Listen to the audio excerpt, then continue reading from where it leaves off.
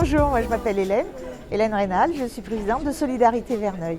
En fait, la maladie de Verneuil, c'est une inflammation du follicule pileux. C'est une maladie du follicule pileux en réalité. Et ces follicules pileux, on les trouve en grande quantité dans les zones concaves du corps. Les aisselles, le pli de l'aine, le pubis, le pli interfessier. On en a beaucoup aussi sous les seins, au niveau de la nuque, derrière, voilà. Et on ne sait pas pourquoi, dans cette pathologie, le follicule pileux, il y a une inflammation qui se crée et ça provoque des abcès qui sont très importants, qui peuvent venir très rapidement, qui sont très gros, très douloureux, très chauds et qui handicapent énormément les malades. C'est extrêmement douloureux et les malades qui en sont atteints voient leur qualité de vie se dégrader considérablement à cause de ça. Alors, la maladie de Verneuil, c'est une maladie orpheline. Actuellement, il n'y a pas de traitement, ça n'existe pas. Alors, on essaye des antibiothérapies qui vont freiner un petit peu le processus. On en essaye un, dès qu'on l'arrête, ça redémarre. On essaye deux. Il y a des bi-antibiothérapies, des tri-antibiothérapies. Voilà. Mais il n'y a rien, il n'y a pas de protocole vraiment en place et surtout de solution vraiment efficace.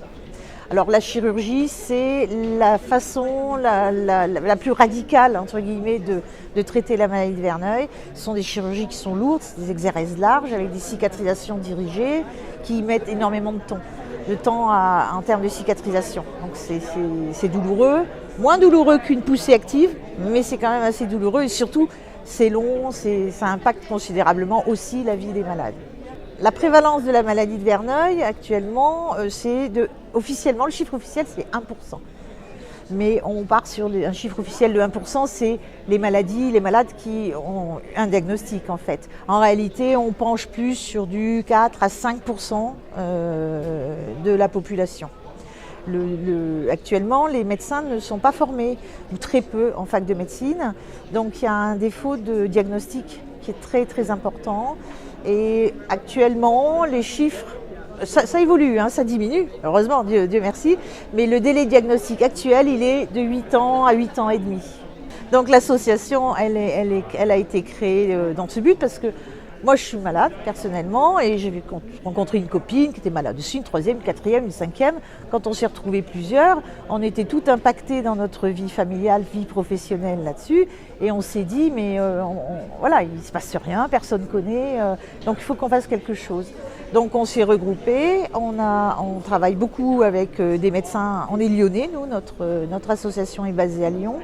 Et donc avec ces médecins, avec ces infirmières, ces infirmières, on a monté cette structure pour apporter des réponses aux malades. Alors sachant que malheureusement on ne peut pas leur apporter toutes les réponses.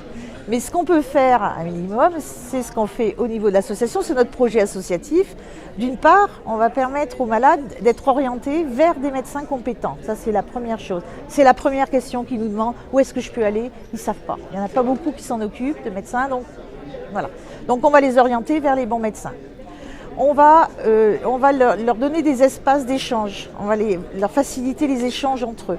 Donc on a des permanences qui sont régulièrement organisées. On a un groupe sur Facebook où c'est un groupe fermé, donc on se retrouve que entre malades, on peut échanger, on peut donner des astuces, des combines, se confier quand ça ne va pas, ou bien dire quand on a une bonne nouvelle, voilà, c'est très libre. On organise des rencontres, vous voyez, des choses comme ça.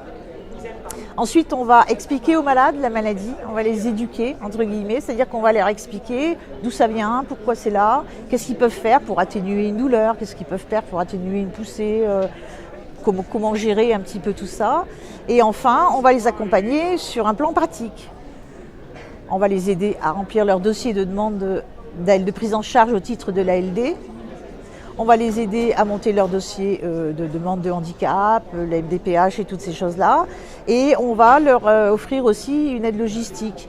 C'est-à-dire que quand ils arrivent à Lyon pour se faire opérer, ils arrivent dans une ville qu'ils ne connaissent pas, ils sont mal, ils sont malheureux, ils sont tout seuls. On va les chercher à la gare, on va les chercher à l'aéroport et on va les accompagner jusqu'au lieu de leur hospitalisation, par exemple, des choses comme ça.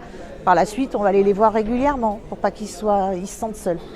Et puis on va récupérer aussi, quand un malade a fini ses soins, il lui reste un petit stock de pansements. Eh bien, ces pansements, plutôt que de les laisser partir à la poubelle, on va dépanner celui-ci qui n'a pas encore son ordonnance, on va le dépanner avec le petit stock de pansements qui nous reste, etc. On essaye d'organiser tout ça. Donc l'association, son mot d'ordre, c'est orienter, accueillir, éduquer, accompagner. Et tout ça, ça fait l'ensemble de nos actions au quotidien. Donc, c'est vraiment quotidien, tous les jours. Et c'est passionnant.